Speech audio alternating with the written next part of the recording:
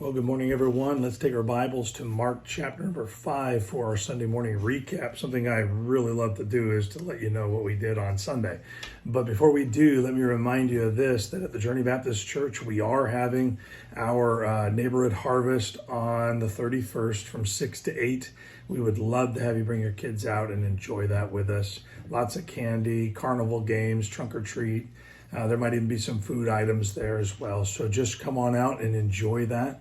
And we'd love to have you. That's this coming Tuesday, tomorrow night at 6 o'clock is when it kicks off. And so back to our Sunday morning recap, Mark chapter number 5. Really, we're going to zero in on the last three verses that we covered on Sunday morning. And really, this is what it comes down to. These last three verses are a demonstration of how every believer in Jesus, everyone that Jesus saves, should respond. It's a life response. It's not just a verbal thank you. It is a life that is lived for the King, for the one who saved you.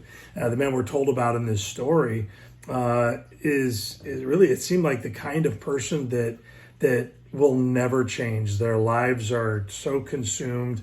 It's unlikely that anything different would ever happen. This man was possessed with a legion of demons. And for those of you who don't know, demons are simply the fallen angels that fell with Satan, and they now do the work of Satan. And so, listen, yet without really a word, with just a word, I should say, this man is delivered when Jesus speaks his deliverance. He's in his right mind. And the truth is that every one of us is equally dead in sin and without hope. And really, I said this on Sunday, that our sin is no less binding than a legion of demons. We can't save ourselves. We need Christ's intervention. We need him to die on the cross. We need him to call us into salvation. Until Jesus steps into our lives, we're all equally hopeless as this man. And so when he does enter our lives and he does save us, there should be this incredible response from us. In fact, look at the passage. Like I said, we're just going to look at Mark chapter number 5, verses 18 through 20. Let me read it to you. It says, "And when he was come into the ship, he that had been possessed with the devil prayed with him that he might be with him." There was just a longing. The man says, "Lord, I just want to be with you. You save me. I want closeness to you."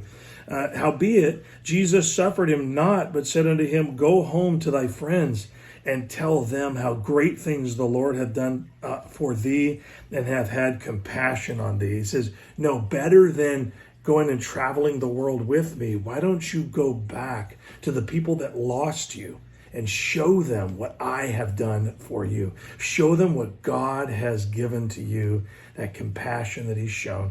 And listen, this is the response I'm telling you about. Jesus tells him what he should do. So the first response is, I want to be with you and I want nothing else but you, which is true. That's what we should all long for. But Jesus said, instead of walking with me in all these different ways that are just me and you, I want you to go back and display me for others.